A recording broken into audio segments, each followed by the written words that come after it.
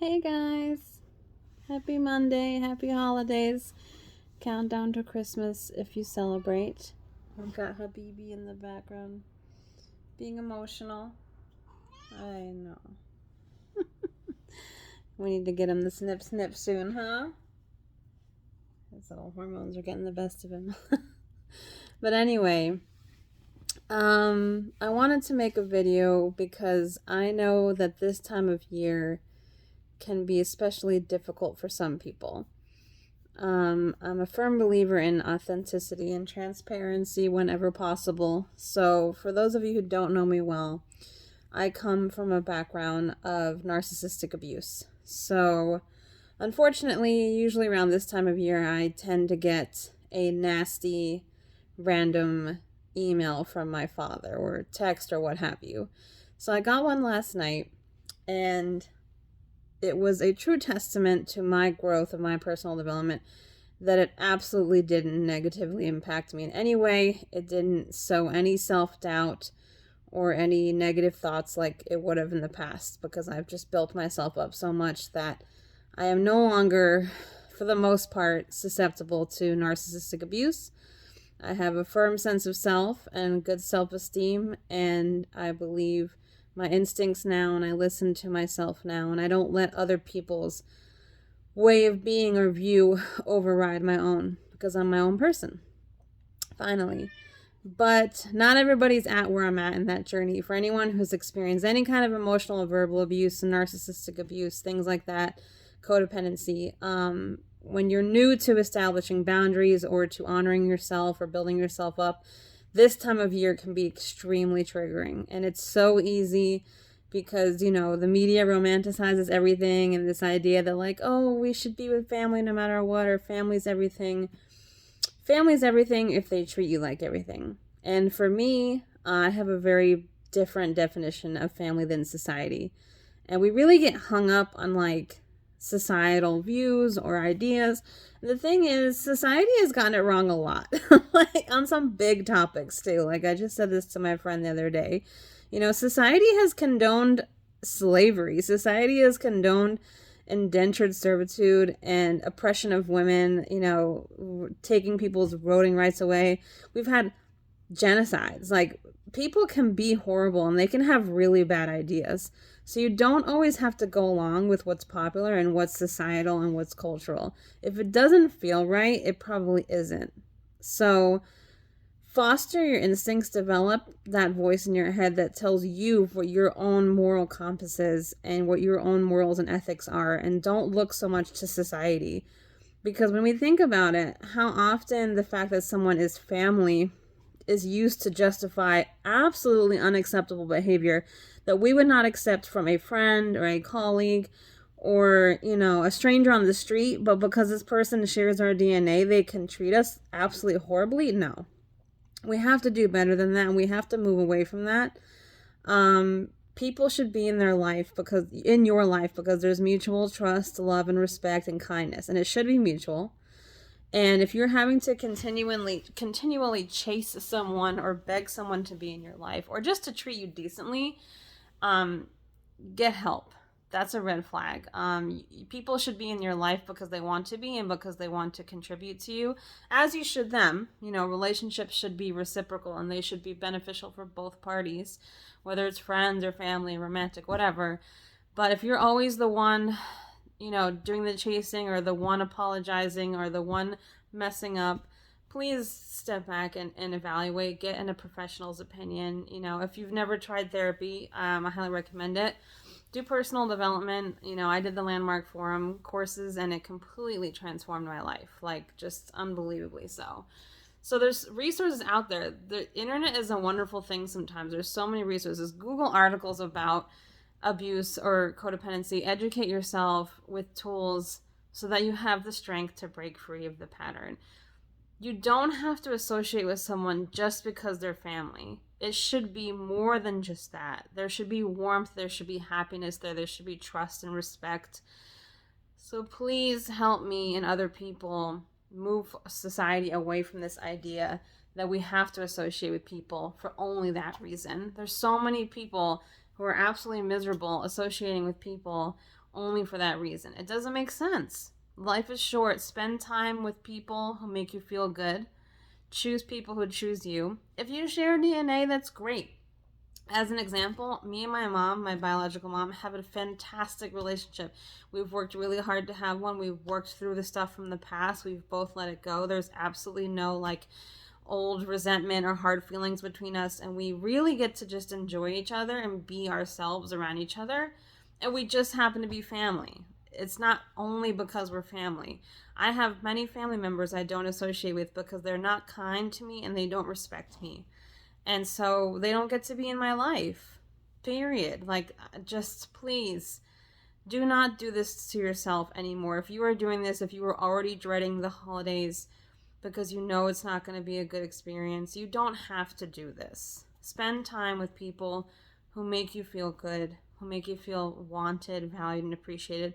Also, be that person. If you find you're forcing a relationship because society says you're supposed to, stop doing that, because everybody deserves to be chosen and to be with people who really want to be around them. And I've been guilty of this because, again, society has told me that there are certain relationships I have to maintain at any cost.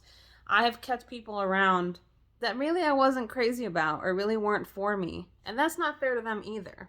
So I had to sometimes remove myself from situations where I was treating somebody, not great because I was being phony. And I was like, oh, this is fine. And it really wasn't. There wasn't really a big connection there. So please let those situations go. Also, lastly, if you have a background of codependency, get help, read books, get a therapist, all of the above, do personal development, do whatever you have to, find support groups. You can't be great on your own, no matter what you're trying to do, whether you're trying to overcome, abuse or codependency, or you're trying to be an astronaut. Greatness is not achieved alone. Ask for help, ask for lots of help, ask all the questions, ask more questions. Get curious about yourself and others, try to lose your judgment and critical eye. Just try to change how you talk to yourself and others. We don't have to put other people down to lift ourselves up. That's really important. So I don't judge people. What I say is, this doesn't work for me. Or this does work for me, right? I figured that out. I did my discovery with myself, and I'm pretty clear on what works for me and what doesn't work for me. For example, ongoing addiction in a person doesn't work for me. So if somebody's dealing with that, and they've expressed that they're not trying to feel better or not going to do what it takes to feel better, I remove myself. I don't, curse them out or belittle them or degrade them. I just remove myself and I wish them well. And sometimes I say, if you want to feel better, let me know, or I'm available, right? But don't put people down. That's not what we're trying to say. We're not trying to say be hard, be heartless, catch flights, not feelings. All this stuff we're seeing in society now that's telling us to be cold and hard. It is the opposite. We need more connection. We need more kindness and generosity, but with strong boundaries. That's the key. You shouldn't ever be doing more for others than you do for yourself. Ever. Okay?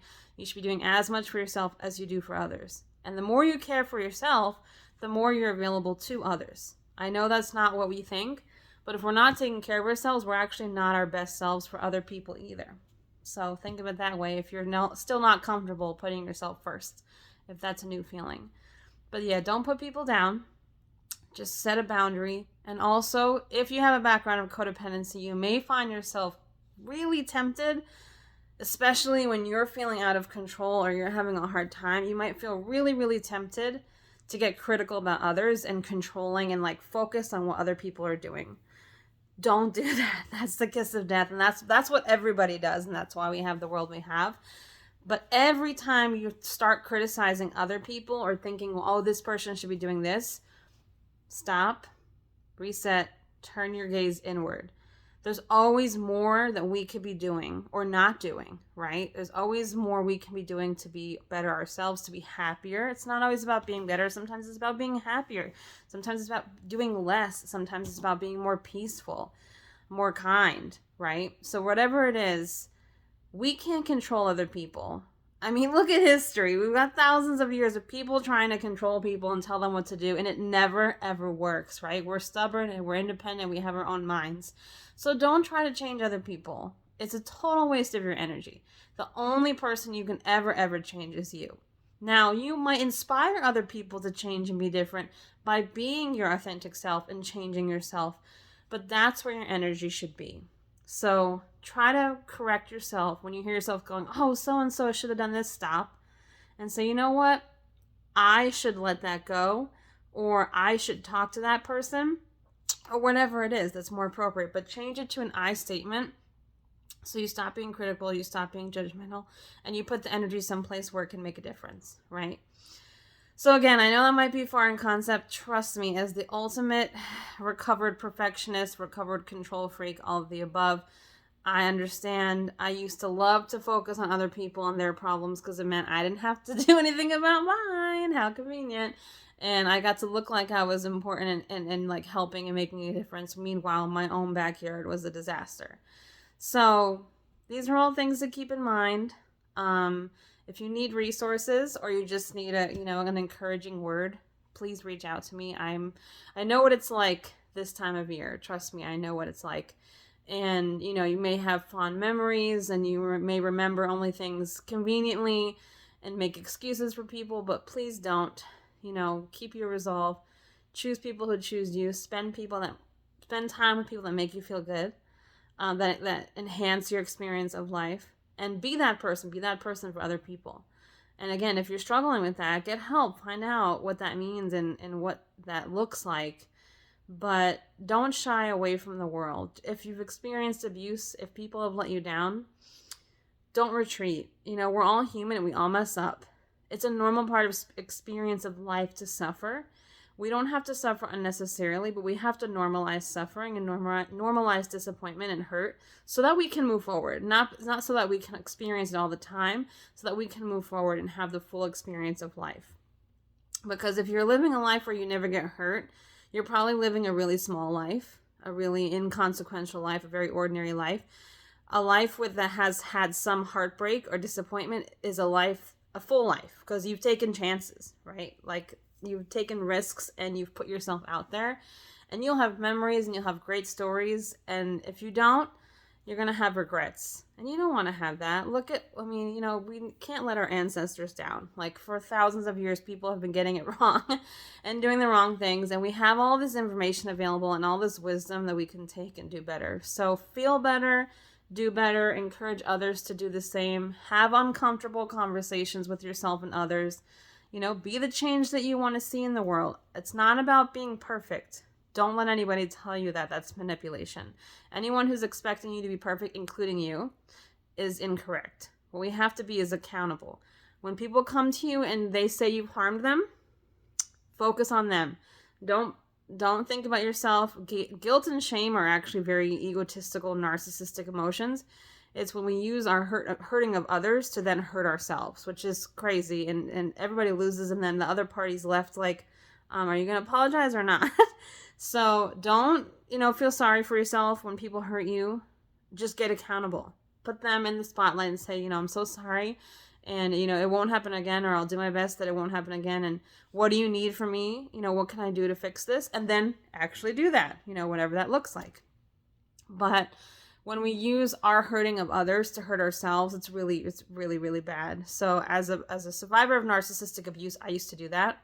And by the end of the conversation, the poor actual victim would be apologizing to me because I was so masterfully manipulative, because that's what I learned. So if you have that also, get responsible for that, get rid of that, because it's extremely unhelpful and unhealthy.